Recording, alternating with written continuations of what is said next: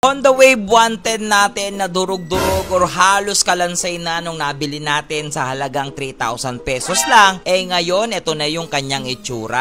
Halos lahat bago na, pati mga tornilyo pinalitan na natin. Hindi mo na talaga mamumukaan itong motor na to sa dati niyang itsura. Maraming salamat sa lahat ng mga sumuporta. Again, wala pa rin po akong napipili na mananalo ng shock at ng swing arm sa makakahula kung anong magiging kulay ng fairings nito ni Durog or ni Wave 110 natin. Kaya kung gusto mo ng shock or swing arm para sa motor mo, subukan mo na. Malapit nang mabuo at matapos itong van style natin na Wave 110. Excited din ako.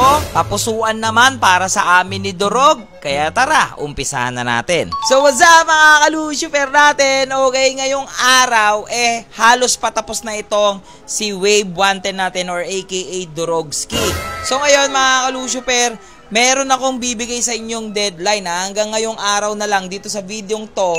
Wala pa rin nakakahula nung magiging kulay ng kaha netong si Durogski. So ngayon, tulad ng pangako ko, dalawa ang kukunin kong winner. Ang mananalo is kahit anong shock ng motor mo. Kahit ano yan, kung ano motor mo. NMAX, PCX, Raider, Click, ano man yan, bibigyan kita ng shock. Tapos, isa pang winner, ang mananalo naman, swing arm. Ano man ang klase ng motor mo. Aerox, NMAX, Click, Raider, Sniper, sagot ko na yung swing arm mo. Dalawang winner, isang shock, isang swing arm. Sa makakahula ng eksaktong kulay, exact. Bakit po eksakto? Dahil po, hindi mura yung mga ipamimigay ko. Medyo may kamahalan.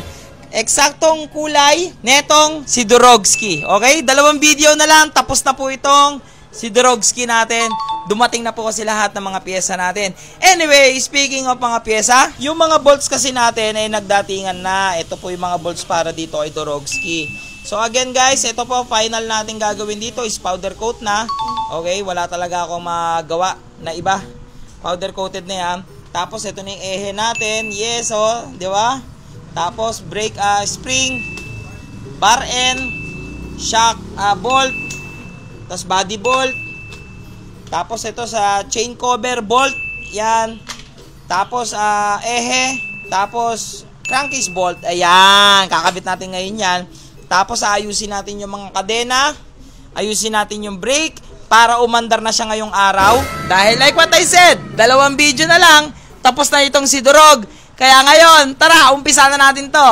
Kita nyo naman yung mga tornilyong ginamit natin dito. Lahat ng yan ay stock pa, kaya ngayon papalitan na natin. Lahat ng ito ay nabili ko lang sa Orange Market. Lahat ito ay made in Indonesia. At kita nyo naman, ang gaganda, diba? Lahat yan ay mga CNC made. Malaki kasi natutulong nito para sa ating mga motor. Mas lalo lumilinis tignan. Ultimo spacer na ginamit natin dito para malinis at mawala na yung mga kalawang. So dahil meron tayong chain cover, kailangan na nating i-fix dito yung ating chain. Isa ito sa downside ng merong chain cover. At syempre yung brake arm din natin, aayusin na natin yan. At lahat ng mga tornilyong pwedeng palitan ay papalitan na natin. Para mas lalong luminis na itong si Durog. Para ngayon, makita natin yung pinagkaiba niya mula nung nakuha natin siya. Na lahat ng tornilyo niya dati ay punong-puno ng putik at kalawang. Ngayon, nagsisikintaban na.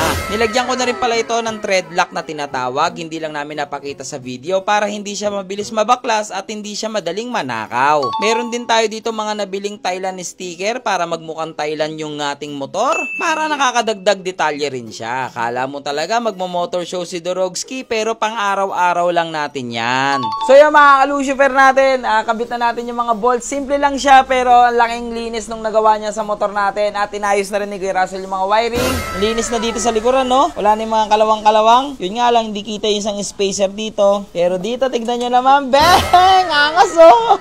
Try natin. Try. Okay, start. Okay, tapos ngayon guys, tignan nyo yung busina ko. Busina.